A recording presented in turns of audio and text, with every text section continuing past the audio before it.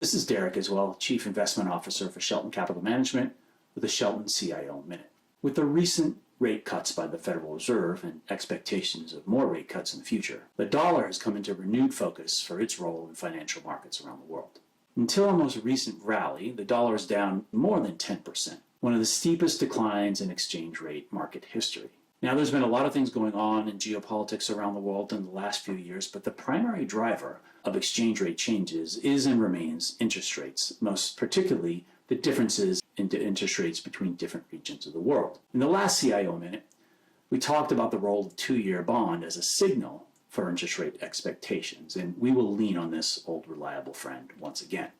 Now, over in Europe, they've just come out of the end of an easing cycle, and rates have started to stabilize and even inch a little bit higher.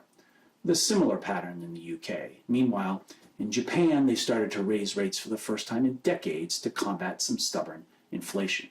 That means the dollar is in the driving seat, and in US interest rates are in the driving seat, determining what the FX rate for the dollar will be going forward. As you can see in this chart, over the past 5 years, the two-year bond here in the US and the dollar exchange rate versus a trade-weighted basket of foreign currencies have moved in lockstep.